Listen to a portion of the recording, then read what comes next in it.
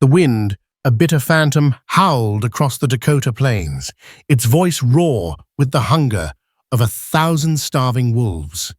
It clawed at the cracked earth of Providence Gulch, a place where hope had dwindled to a faint, flickering ember. Here in this forgotten fold of the desolate frontier, Abigail, a woman whose own heart bore the scars of loss, faced a choice that clawed at the very edges of survival. She held her last piece of bread, a meager shield against the gnawing emptiness in her own belly, and before her lay a stranger, more ghost than man, his breath a fragile frost in the biting air. That single desperate act of compassion, a crumb offered in the face of oblivion, was a stone dropped into a silent pool, destined to send ripples thundering back, powerful enough to either cradle a village in salvation or shatter it into dust. This is the chronicle of that choice that Scout and a promise carried on the prairie wind. The tail end of winter 1878 clung to the Dakota Territory with the tenacity of a dying viper. In Providence Gulch, nestled uneasily between the stern gray bluffs and the unforgiving sweep of the plains, the air itself tasted of grit and despair. Spring was a rumor, a half-forgotten dream, whispered by the elders and dismissed by the hollow-eyed younger generation. The communal storehouse, a squat sod structure that had once been the heart of their meager security, now echoed with the hollow sound of its own emptiness. Its shelves, once groaning with dried meats, cornmeal, and beans, were bare, scraped clean weeks ago. Abigail adjusted the threadbare shawl tighter around her shoulders, the wind finding every gap in her worn dress. Her cabin, a small, lonely sentinel at the edge of the sparse settlement, offered little more than a psychological barrier against the relentless cold. Inside the hearth was cold the last of her firewood, carefully rationed for the darkest hours of the night. Her face, framed by strands of dull brown hair that had lost their luster, was etched with a quiet sorrow that mirrored the land around her. She'd come to Providence Gulch 5 years prior, with a husband and a bright-eyed son, chasing the promise of a new life. The diphtheria had taken them both within a week of each other. 2 winters passed, leaving Abigail with a silence in her heart that the wind seemed to echo. That silence, however, hadn't hardened her. It had, in some strange way, hollowed out a space for a different kind of understanding, a raw empathy for the suffering of others. The plight of Providence Gulch was a slow, creeping dread. The buffalo, their lifeblood, had been scarce for 2 seasons, pushed further west by relentless hunting and the ever-expanding iron tendrils of the railroad. The small game they relied on had seemingly vanished with the snows. Children, their laughter once a vibrant melody in the gulch, now huddled listlessly, their bellies swollen, not with food, but with the ache of its absence. Their whimpers were a constant, mournful soundtrack to the village's decline.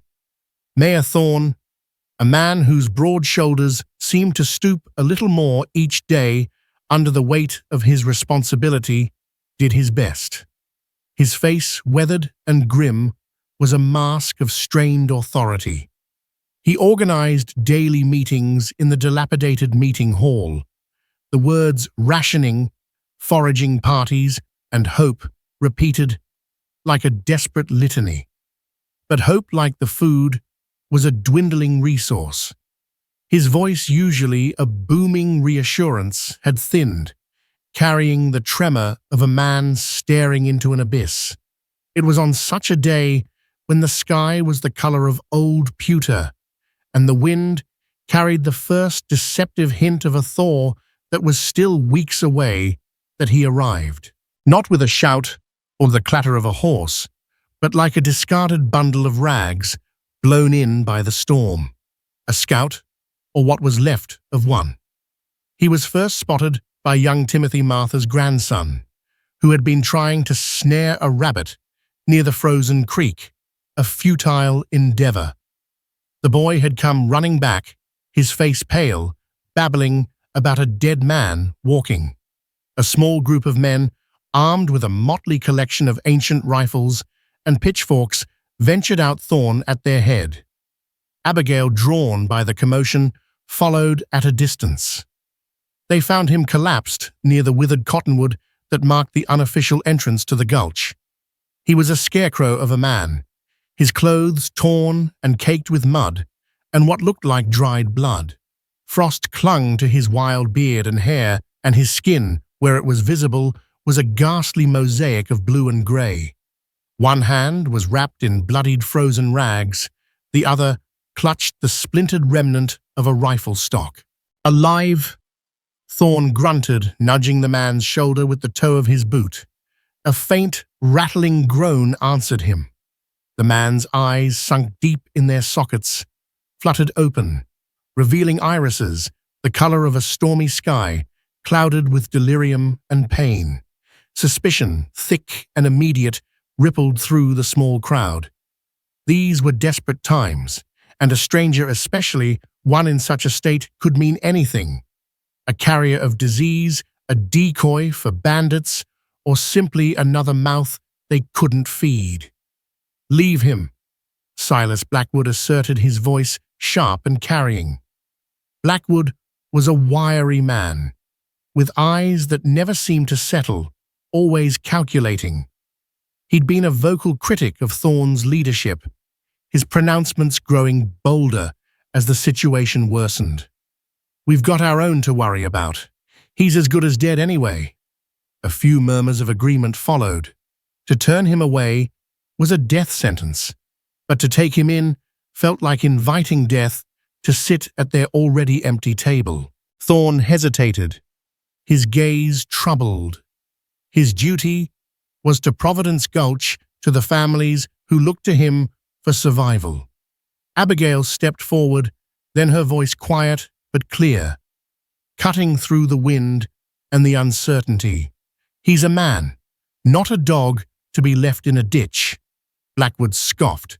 "A man who'll eat what little we don't have, Abigail. Or have you got some secret larder you haven't told us about?"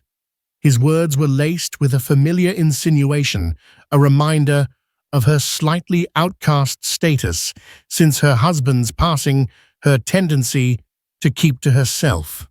Abigail's gaze didn't waver. She looked at the fallen man, at the faint tremor in his exposed cheek, the chapped lips parted in a silent plea.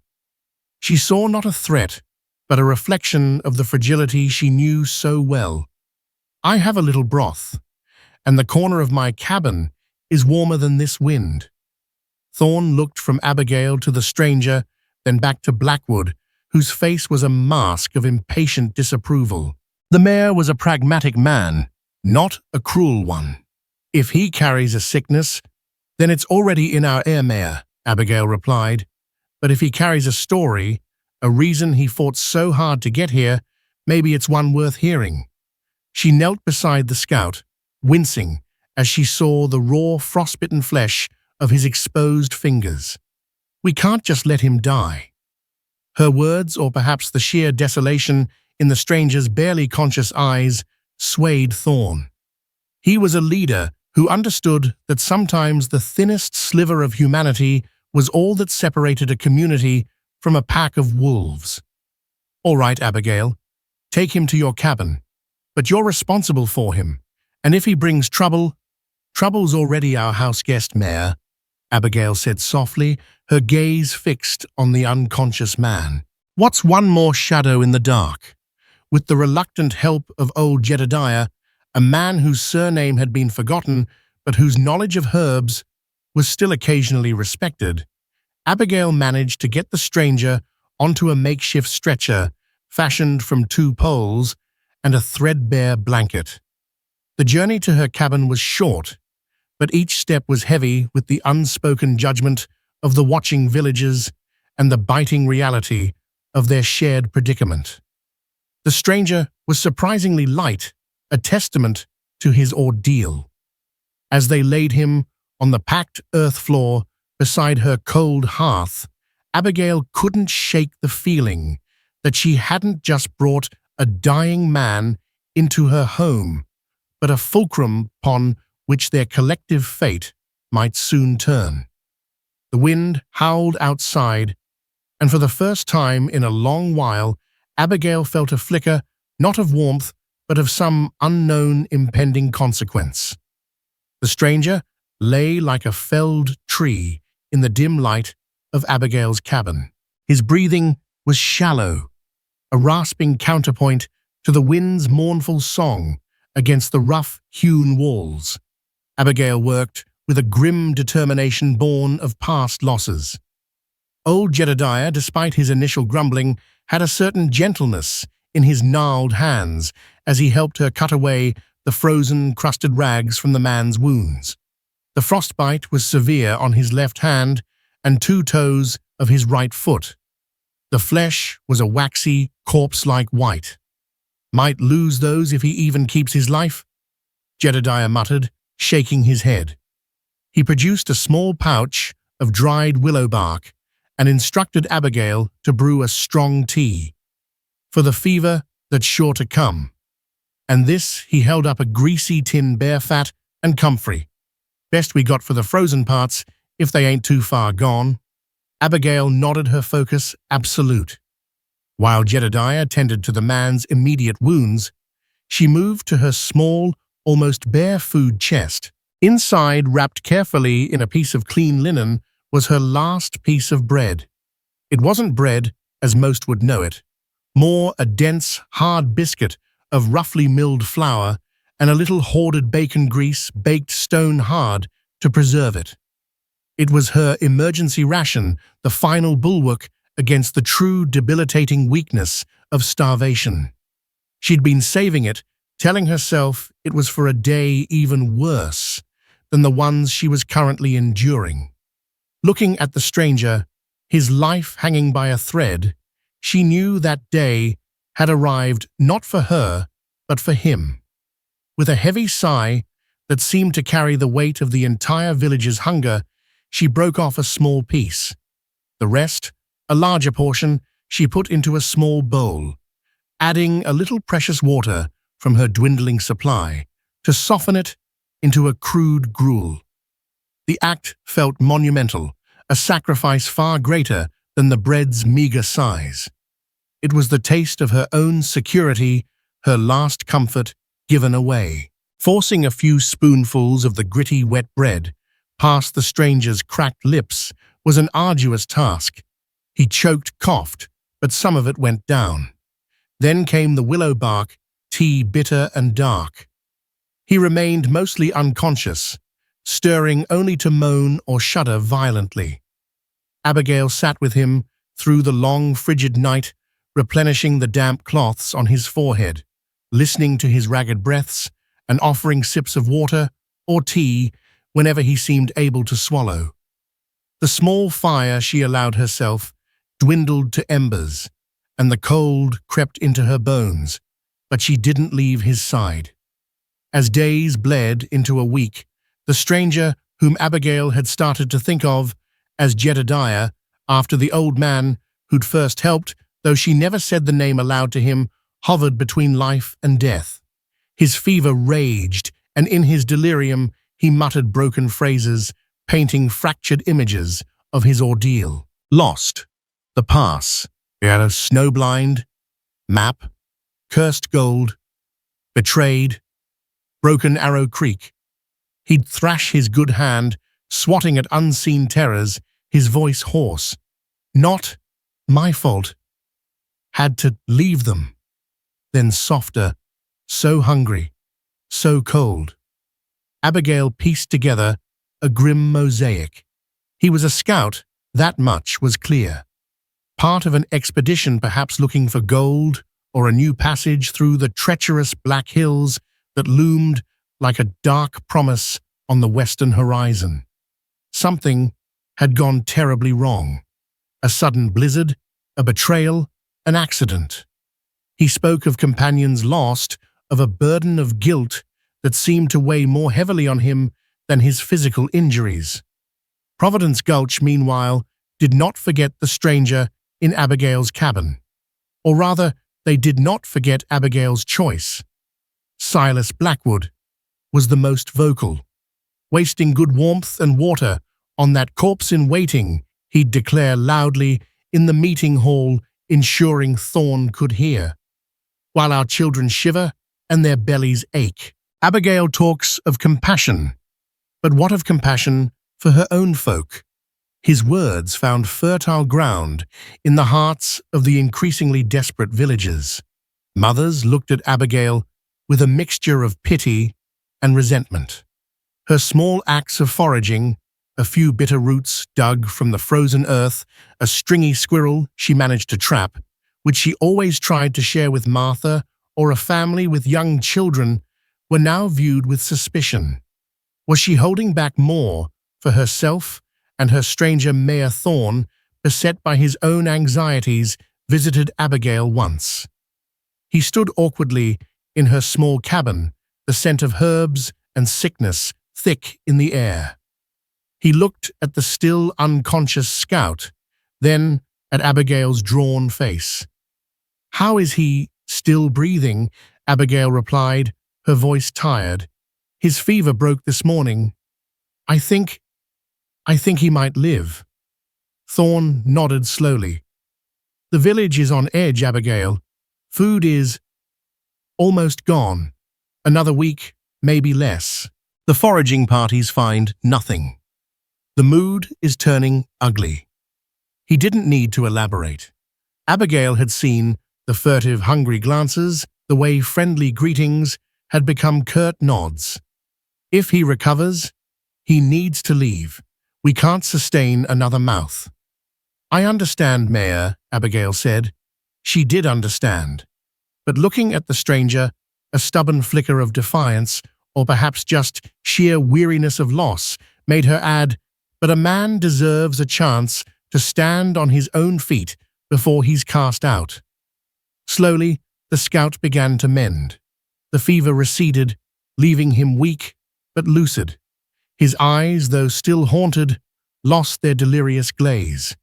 He watched Abigail with a quiet intensity as she moved about the cabin, tending to him, rationing their pitifully small meals of thin broth, and occasionally a morsel of dried, stringy meat she'd managed to beg or trade for.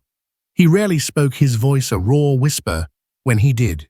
One morning she found him sitting up, propped against the wall, his gaze fixed on the small, grime-streaked window. "What place is this?" he rasped. "Providence Gulch," Abigail answered, offering him a cup of weak nettle tea. He sipped it slowly. Providence seems an ill-chosen name. A flicker of grim humor touched his lips. He looked at his bandaged hand, then at his feet, bundled in rags. "You saved me." "Rest," Abigail said. "You're not strong yet." "Why?" He pressed his stormy eyes, searching hers. Outside. I heard talk. They don't want me here." Abigail met his gaze. "I wouldn't want to be left to die alone on the prairie. Would you?" A long silence stretched between them. Then he nodded, a barely perceptible movement. "My name is Jedediah Mercer. Most call me Jed." Over the next few days, as strength slowly seeped back into his limbs, Jed spoke more. He confirmed much of what Abigail had gleaned from his fevered ramblings. He was the sole survivor of a party of 6 prospectors and surveyors who had been charting a new route into the Black Hills, lured by rumors of gold near a place called Deadwood. They'd been caught by an unseasonable blizzard in an exposed pass. Then he hinted darkly their guide, a man named Coulter, had vanished with most of their supplies and their only accurate map. Jed had managed to struggle on for weeks, driven by a desperate will to survive, navigating by instinct, and the distant landmarks he'd memorized before their map was lost. He mentioned Fort Laramie far to the south, as a place he'd once known a hub of trails and tribulations. He learned of Providence Gulch's dire situation of the starvation that was no longer a threat, but a grim reality. He saw the strain on Abigail's face, the way she often went without pressing her already meager portion of food on him. Shame and a fierce, unexpected resolve began to burn in his eyes. The day came when Jed could stand leaning heavily on a staff Abigail had found for him.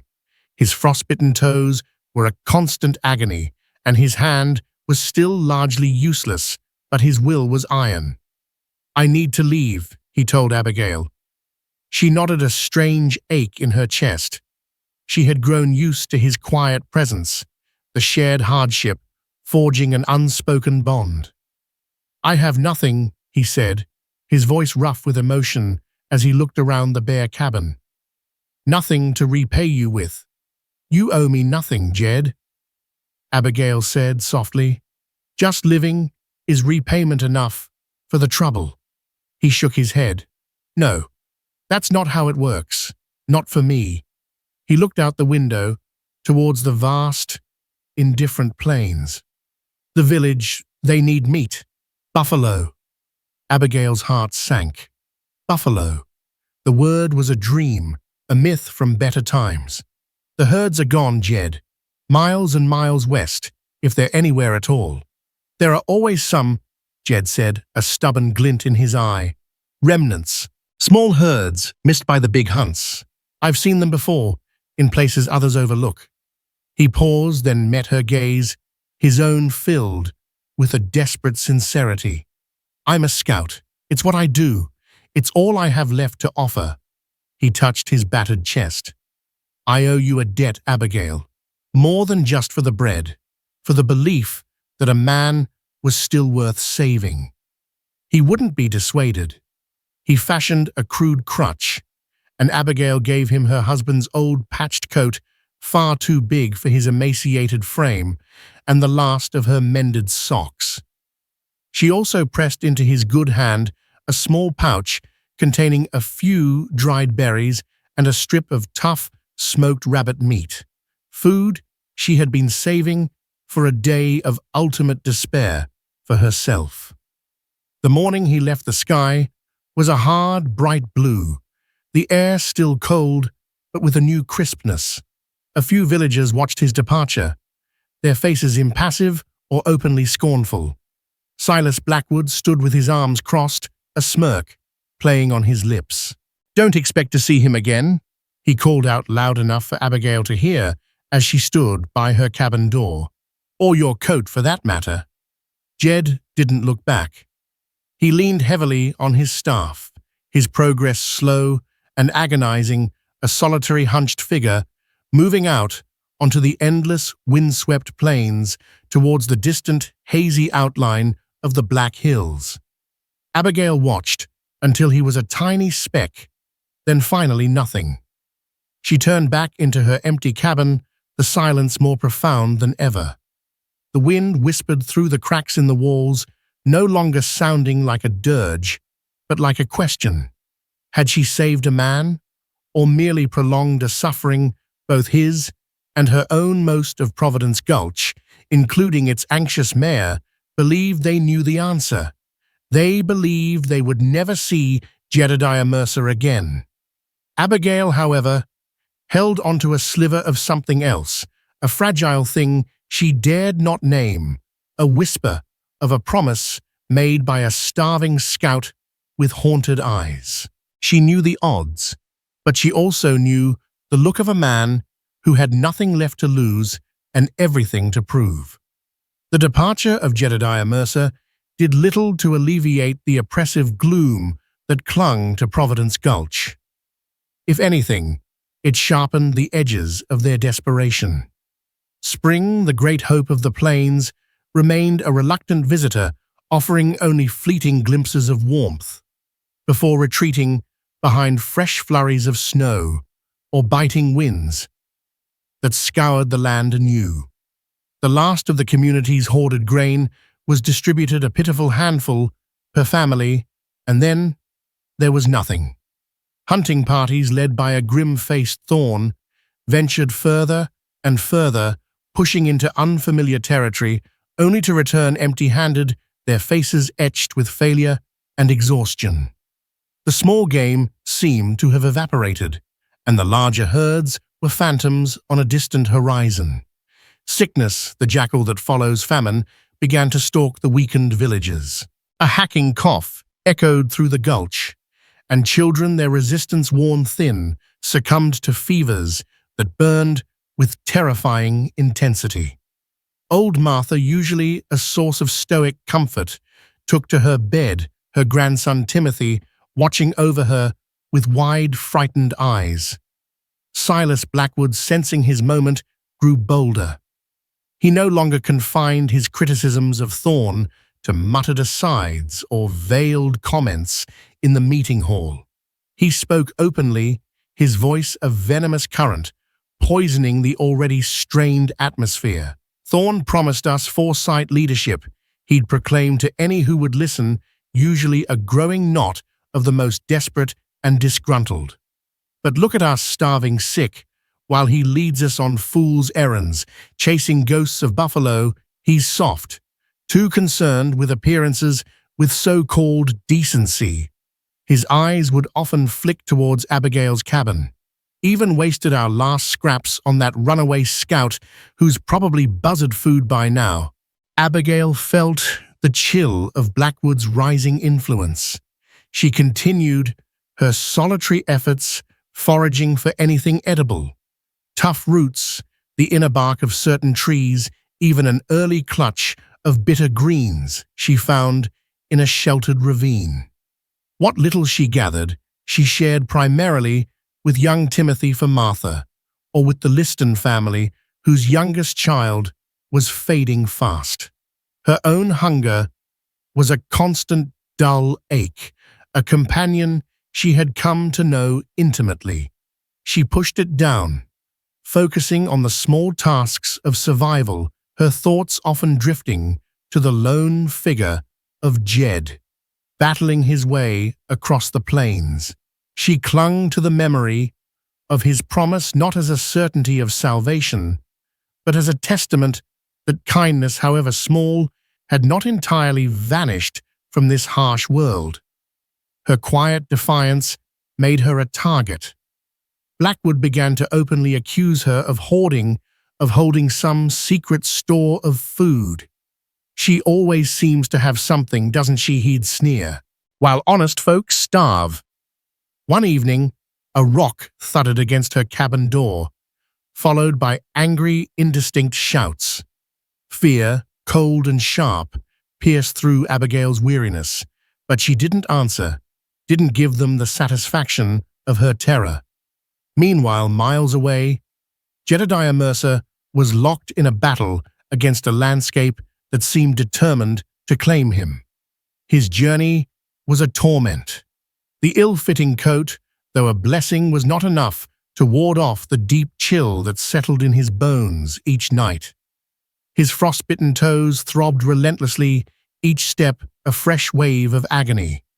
He navigated by the subtle shifts in the terrain, by the direction of the prevailing winds, by the grudging appearance of the sun, heading steadily west by northwest, towards the brooding darkness of the Black Hills, a region the Lakota called Paha Sapa, sacred, and for many, forbidden. His mind, no longer clouded by fever, but sharpened by hunger, replayed his recent past and older failures. The disastrous expedition weighed heavily. Coulter, their guide, a smooth-talking man with eyes that never quite met yours. Jed had distrusted him from the start, but had been overruled. When the blizzard hit them in that exposed, unnamed pass, Coulter had vanished in the white chaos, taking with him their best horses.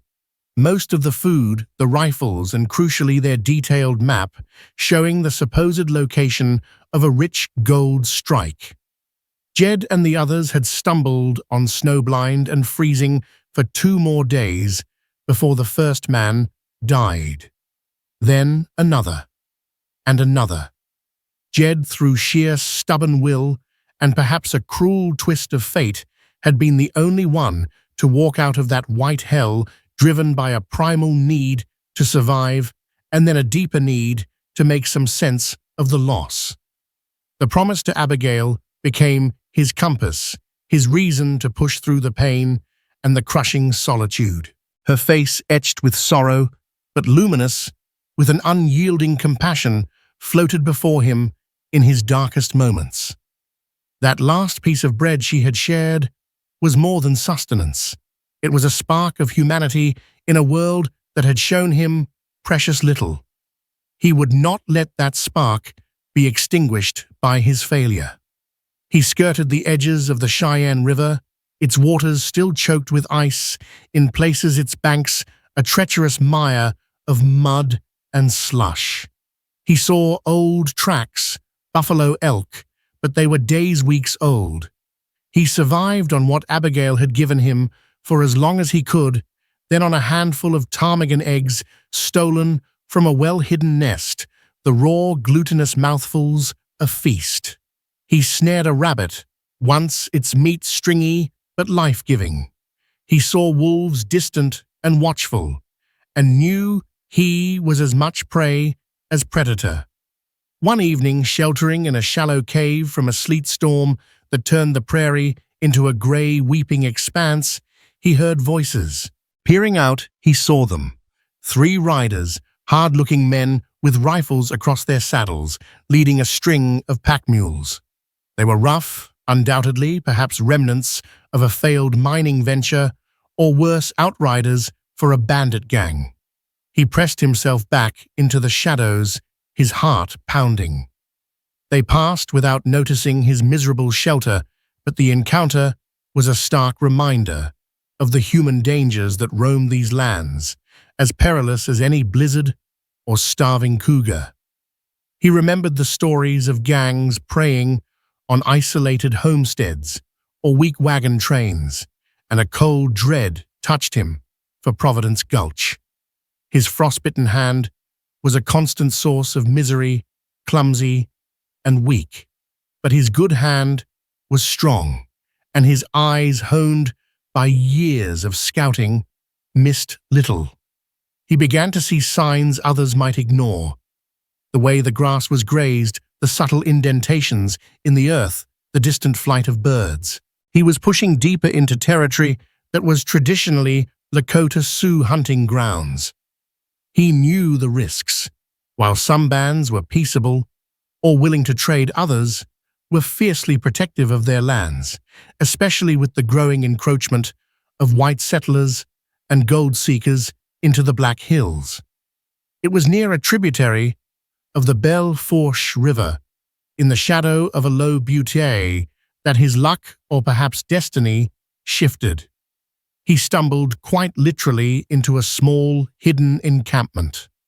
Not Lakota, but a small, detached band of Arikara, a tribe that had a complex history, with both the Sioux and the whites often acting as scouts for the U.S. Army, or trading with posts like Fort Laramie. These, however, seemed to be a family group, isolated and wary. They found him collapsed from exhaustion at the edge of their camp, a hunting dog's bark, alerting them. Jed expected hostility, perhaps a quick end.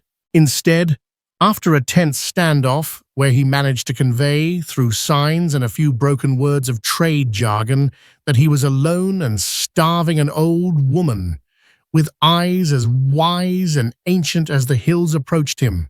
She looked at his ravaged state, at the desperation in his eyes, and seemed to see something beyond a potential threat. Perhaps she recognized the look of a man who had been stripped bare by the wilderness, much like her own people had been by disease and displacement. They gave him water, then a stew of bitter roots and a little dried meat. They tended to his feet with poultices of herbs he didn't recognize. He stayed with them for several days, slowly regaining a measure of his strength. He learned they were a splinter group, having broken from a larger band further east, seeking a quiet place to escape the growing conflicts. Their leader, a stoic man named Charging Hawk, listened to Jed's fragmented story, his dark eyes unreadable. Jed spoke of Abigail, of her village on the brink of starvation. He spoke of his promise. He didn't ask for charity. He asked for knowledge. Buffalo he signed, miming the horns and the great shaggy beasts. Where Charging Hawk was silent for a long time, then he led Jed to the top of the butte. He pointed far to the northwest, towards a series of rolling hills that shimmered in the distance. There, he said, his voice raspy, a small herd. We saw them pass 2 moons ago, moving towards the Thunder Basin. They are not many, and the way is hard. He then made Jed an offer that stunned him. Charging Hawk had a debt of his own, a life saved years ago by a white trader who had shown him unexpected kindness during a harsh winter. He saw a way to repay that spiritual debt through Jed. He and 2 of his young men, skilled hunters, would guide Jed, help him locate this ghost herd. Not for gold, not for promises, but because the act resonated with their own codes of honor and reciprocity. Meanwhile, back in Providence Gulch, the situation had deteriorated to its lowest point. The last death, young Elms Liston, had cast a pall of utter despair. Martha, too, was fading. Mayor Thorne, his authority crumbling, found himself increasingly isolated as Blackwood's faction grew more vocal and aggressive. Blackwood began to talk of desperate measures. There's a small Pawnee hunting camp 2 days' ride south, he argued in a heated gathering. They always have jerky. A swift raid, we take what we need.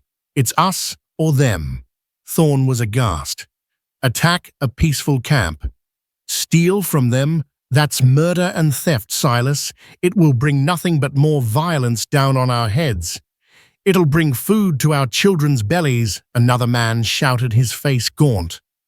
The proposal, unthinkable weeks ago, now found nodding agreement among the most desperate.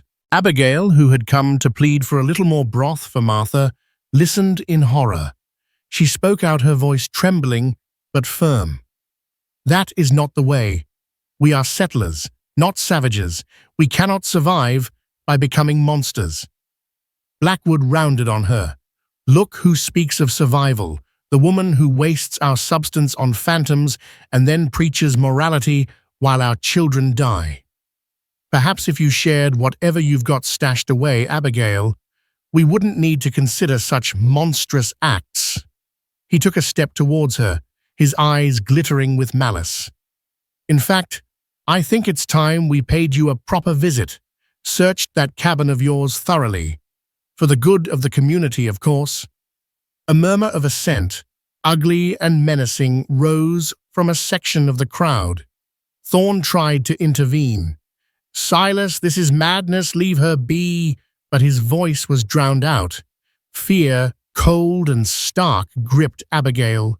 She saw the hunger in their eyes had become something else, a predatory gleam. Her sacrifice, her quiet endurance, was about to be repaid with violence, fueled by desperation and Blackwood's poisonous whispers. The long winter's shadow was no longer just outside their doors, it was in their hearts.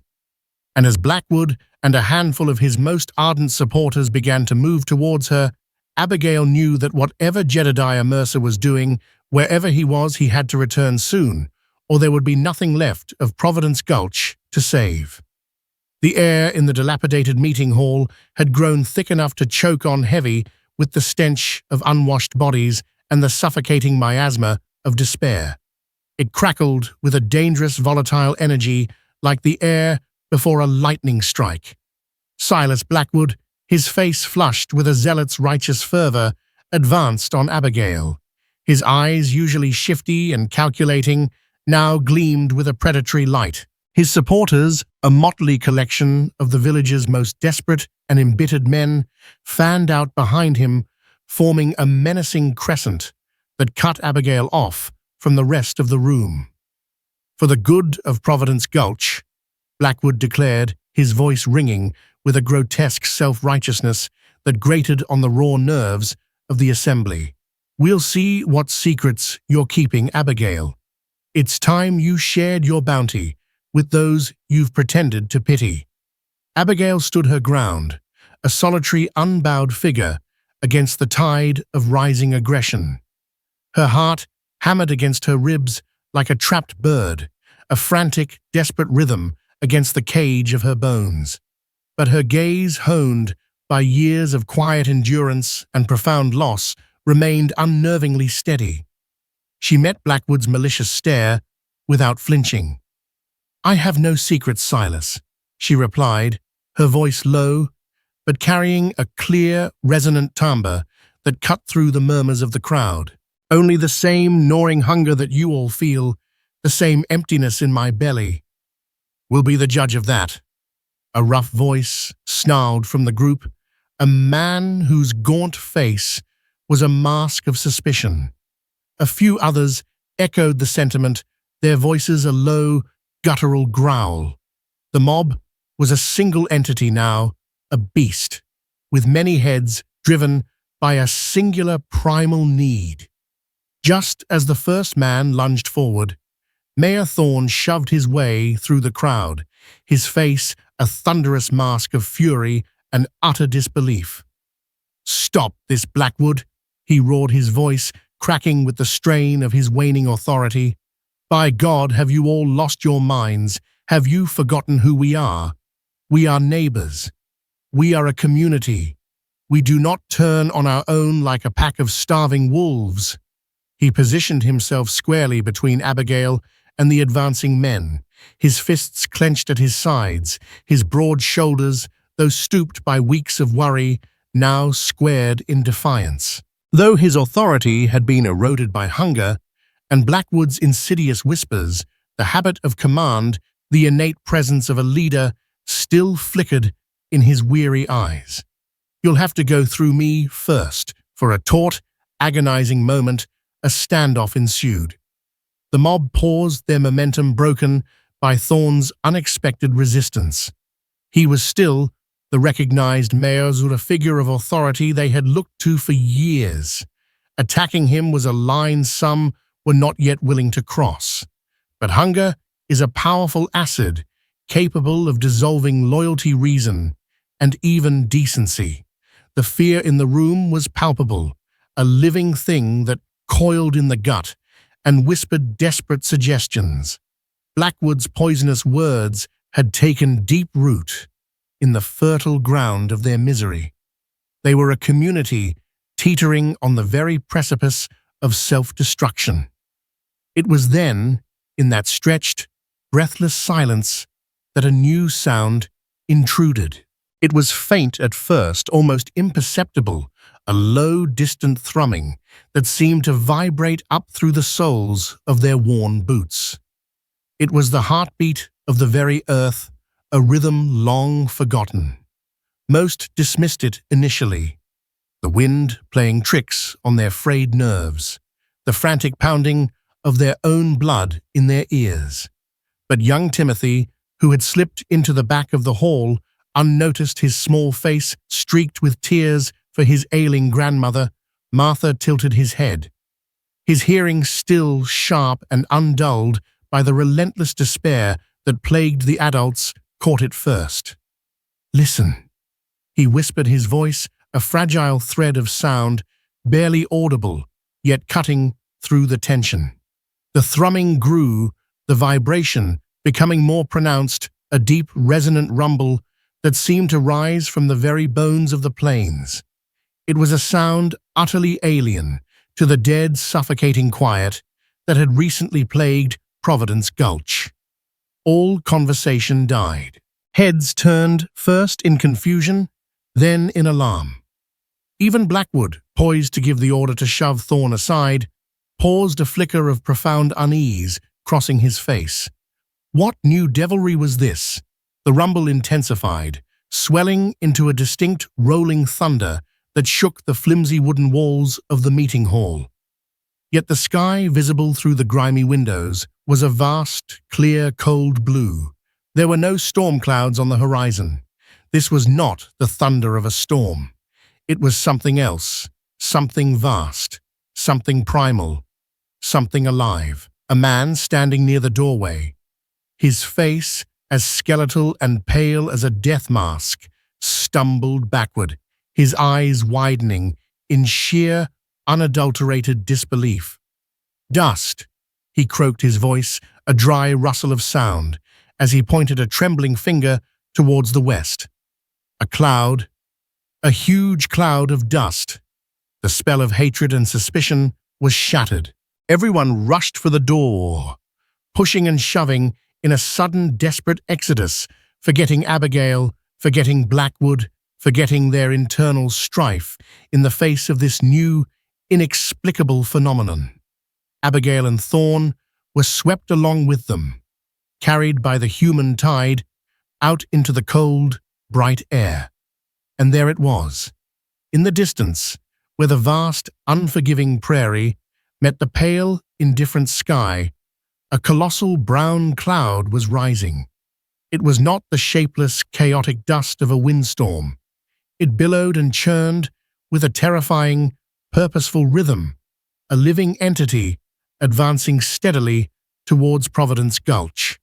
And beneath the sprawling cloud, the source of the thunder became terrifyingly, gloriously visible. A dark, surging river of life, a roiling sea of shaggy brown forms, 1,000,000 tons of flesh and bone and muscle moving as one. Buffalo. The word was a gasp, a prayer, a ragged shout of incredulous joy that erupted from a dozen throats simultaneously. It spread like wildfire through the stunned crowd, a single word that meant the difference between a slow, agonizing death and a future. Not just a few scattered animals, not a ghost herd, but a true herd, a vast, unbelievable congregation of life stretching wider than the eye could easily encompass. Their hooves, countless and powerful, were drumming a symphony of salvation against the hard-packed, unforgiving earth.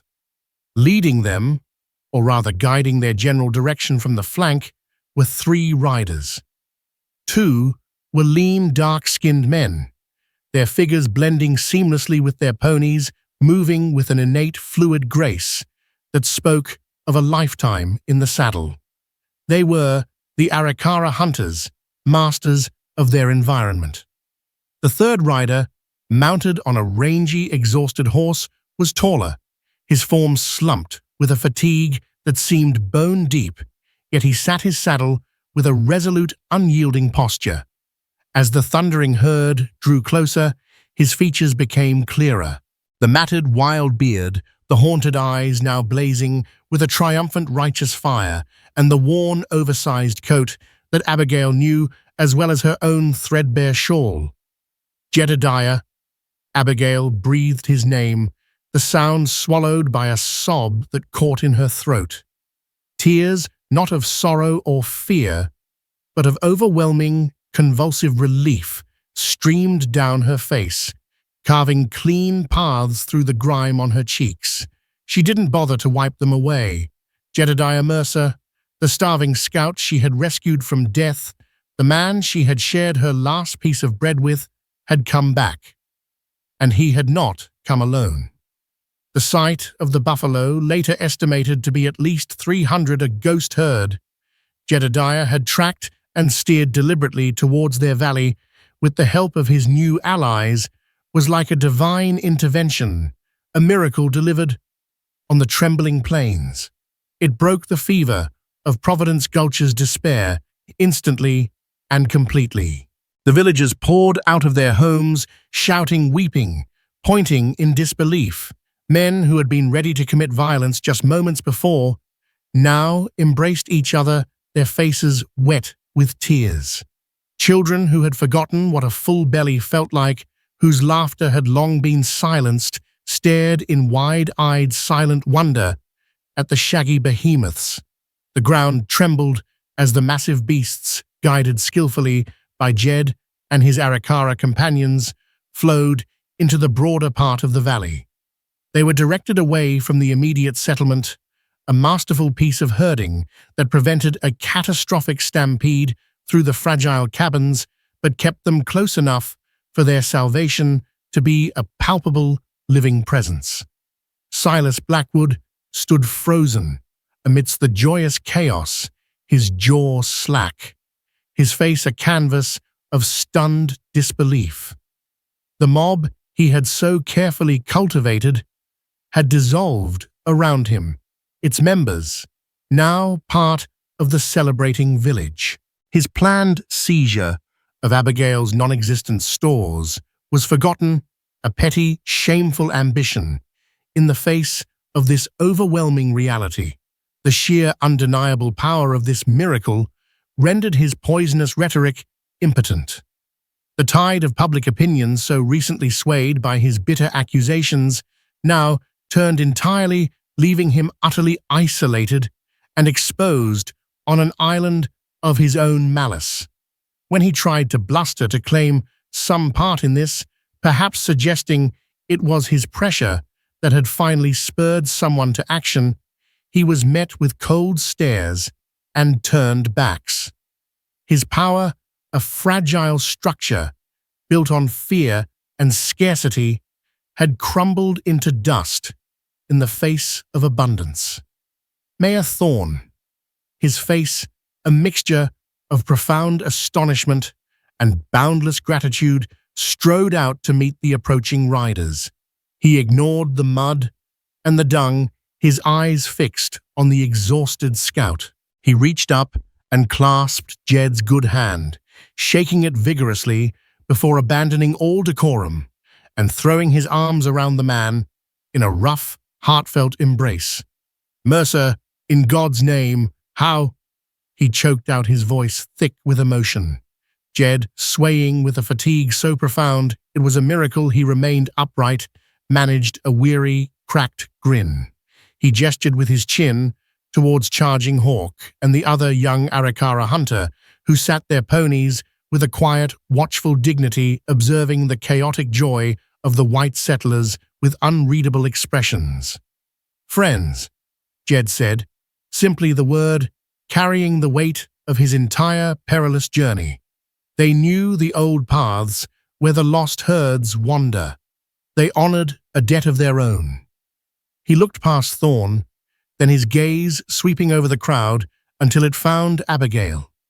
Their eyes met across the surging tide of humanity, and in that single silent glance, a universe of understanding passed between them.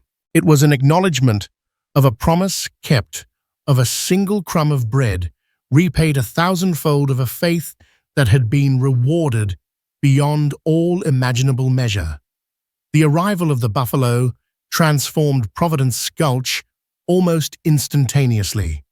The immediate suffocating threat of starvation vanished, replaced by the urgent, joyful work of the hunt and the subsequent preservation of meat.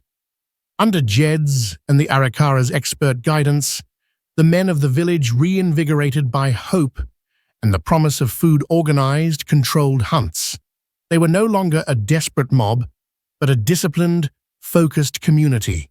They took only what they needed from the edges of the herd, ensuring the animals weren't spooked into fleeing the valley entirely. The air, once thick with despair and sickness, now filled with the rich, comforting scent of wood smoke and roasting meat. Laughter, a sound so long absent it felt alien, returned to the gulch, echoing off the bluffs. Jed, after ensuring the initial hunts were successful and sharing his encyclopedic knowledge of how to best approach and butcher the massive beasts, finally allowed his body to succumb to its utter exhaustion. Abigail led him back to her cabin, the same small Spartan space where she had nursed him back from the brink of death.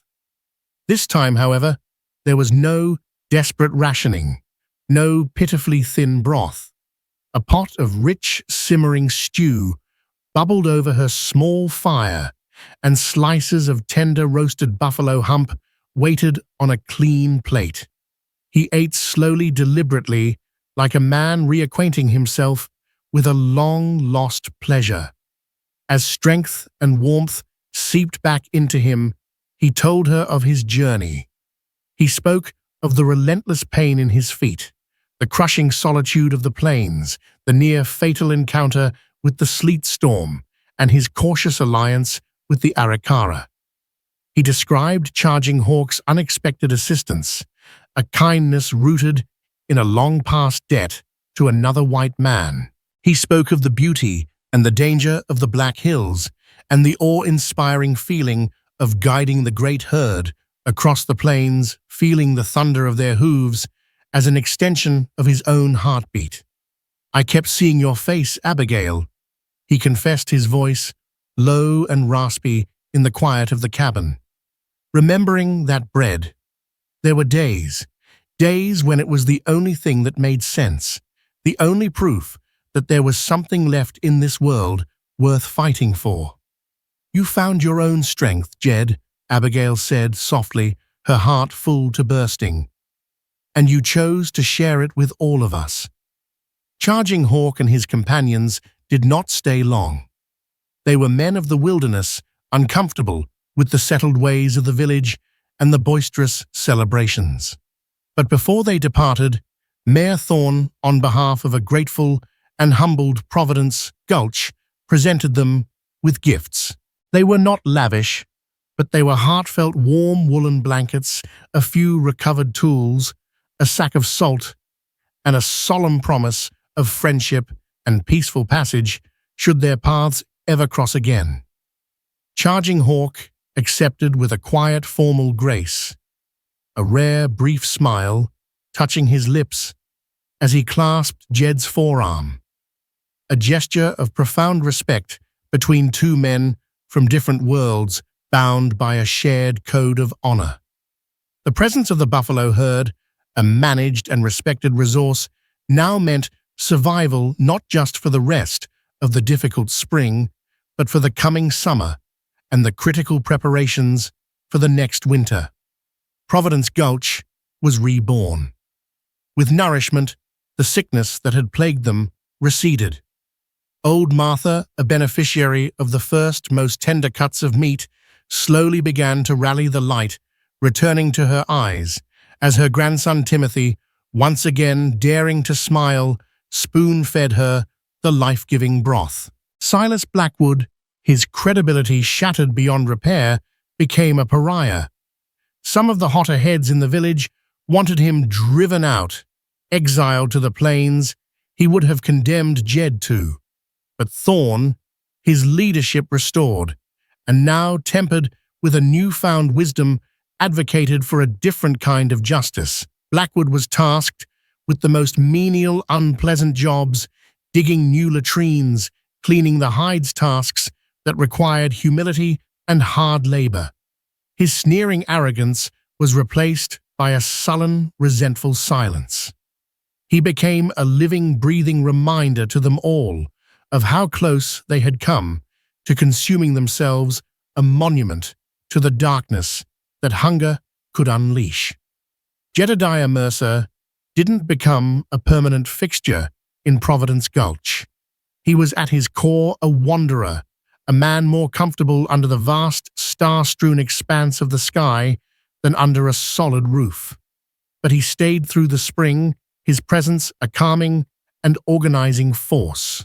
He helped them build a stronger, more efficient smokehouse, taught the village boys how to read tracks, and shared his intimate knowledge of the land's secrets. He and Abigail fell into a comfortable rhythm, sharing many quiet conversations in the evenings, a deep, unspoken understanding and a profound respect passing between them. It was not a bond of romance in the conventional sense, but something deeper, more resilient, a bond forged in the crucible of shared adversity and repaid faith. When the time finally came for him to leave, as the plains greened under the generous warmth of early summer, there were no scornful glances or muttered curses. The entire village turned out to see him off. He was no longer the broken stranger, the potential threat. He was their savior, the man who had brought the thunder and life back to Providence Gulch. He paused before Abigail, his new sturdy horse, a gift from the community, shifting patiently beneath him. "I'll be heading towards the Medicine Bow Mountains," he said, his gaze clear and steady. "There's country out there I need to see." "May your trails be safe, Jedediah," Abigail replied, her voice filled with a genuine, uncomplicated warmth. "May you always find water and good shelter."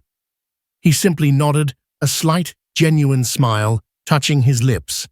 Then, with a final look at the thriving, bustling village, a place he had unknowingly tethered himself to, with a piece of bread and a solemn promise, he turned his horse west and rode away.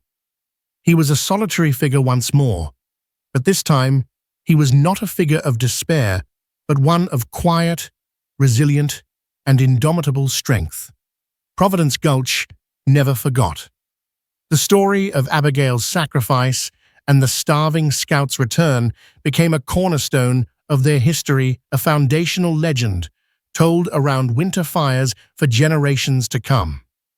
They eventually renamed the valley Mercer's Bounty in his honor, and Abigail, the quiet widow, who had shared her last morsel of food in an act of simple, unhesitating human decency, became a revered elder, her life a testament to the enduring and often unpredictable power of compassion, a quiet reminder that even the smallest, most insignificant kindness can return on the winds of fate with the force of 300 buffalo.